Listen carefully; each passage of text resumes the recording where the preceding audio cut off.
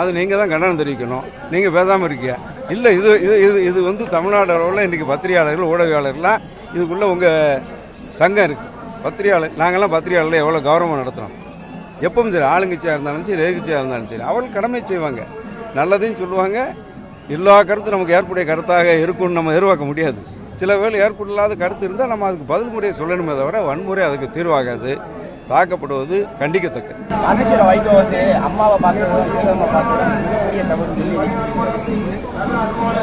அதனால அவர் பாவம் இக்கட்டில் இருக்கார்.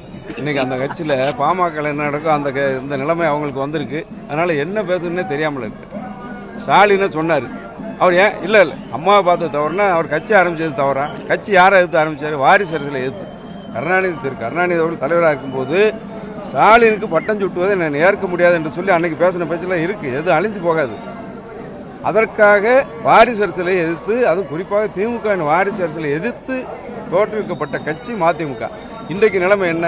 அதே வாரிசுக்கு பட்டம் சுட்டுவதற்கு நான் முதல் ஆளாக நிற்பேன் என்று சொன்னால் வைகோக்கு இருக்கிறது ஒரு நாக்கா இரட்டை நாக்கா என்பதை அவர் தான் சொல்ல வேண்டும். உங்களுக்கு ஏன் இந்த அவசரம்? எங்களுக்கு இல்லாத அவசரம் உங்களுக்கு எதுக்கு? இன்னைக்கு இந்த மாதம் என்ன? ஜூலை, இன்னும் August, September, October, November, December, இனி இந்த ஆண்டு 5 ஆண்டு இருக்கு. 5 மாதம் இருக்கு. அதில் அந்த 2 மாதம் 7 மாதம் இருக்கு. பொறுத்திருந்து பாருங்கள், இந்த கேள்விக்கு விடை கிடைக்கும்.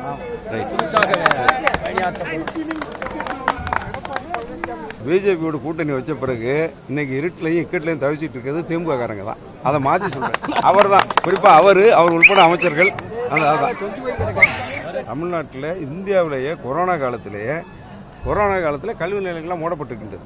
ஆசிரியர்கள் பணிக்கு வர முடியவில்லை. கல்வி நிலையங்கள் தவிர மாணவர்கள் பள்ளிக்கு செல்ல முடியவில்லை. இது காலத்தின் சூழ்நிலை. அதற்கு மாணவர்களுடைய வாழ்வாதாரம் பறிபோயிடும். பிற்காலத்தில் அவர் பணிக்கு சென்றால் ஓராண்டு 2 ஆண்டு என்று சொல்லி அவருடைய சர்வீஸில் கூட பாதிக்கப்படும். இதையெல்லாம் தொலைநோக்கு பார்வையோடு கருத்திலே கொண்டு மாண்புமிகு எடப்பாடியார் அவர்கள் தான் இந்தியாவிலே உள்ள முதலமைச்சர்களே ஒரே முதலமைச்சர். அன்றைக்கு படித்த மாணவர்களுக்கு ஆல் பாஸ் என்று அறிவித்த ஒரே முதலமைச்சர் எடப்பாடியார் தான். இது மாணவர்களுக்கு தெரியும். அன்றைக்கு முதலமைச்சராக இருந்த நேரத்தில் வந்த நேரத்தில் மாணவ செல்வங்கள்லாம் கூடி ஆல் பாஸ் முதலமைச்சர் என்று சொல்லி அவர் அழைப்பார். அந்த அளவிற்கு ஏன்னு சொன்னால் தொலைநோக்கு பார்வை வேண்டும். பள்ளிகள் இயங்கவில்லை, அங்கே ஆசிரியர்கள் வர முடியவில்லை, மாணவர்கள் கல்விக்கு செல்ல முடியவில்லை. இது யார் குற்றம்? காலத்தினால் நேர்ந்த நிலைமை.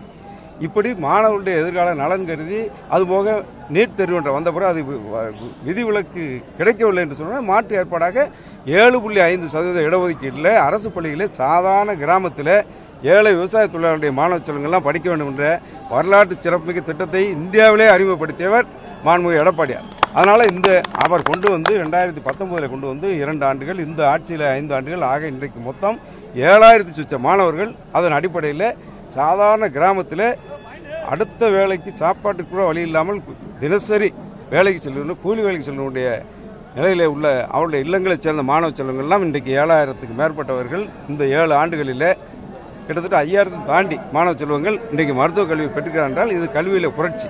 இதையெல்லாம் பொறுத்து கொள்ள முடியாமல் இது அரசியல் நேரத்தில் ஏதோ ஒரு அரசியலுக்காக கால் பிடிச்சிக்க இந்த போராட்டம்லாம் பிசுபிசுத்து போகும். இந்த போராட்டம் மக்களிடம் எடுபடாது. செய்திகளை உடனுக்குடனும் துல்லியமாகவும் தெரிந்து கொள்ள சப்ஸ்கிரைப் பண்ணுங்க.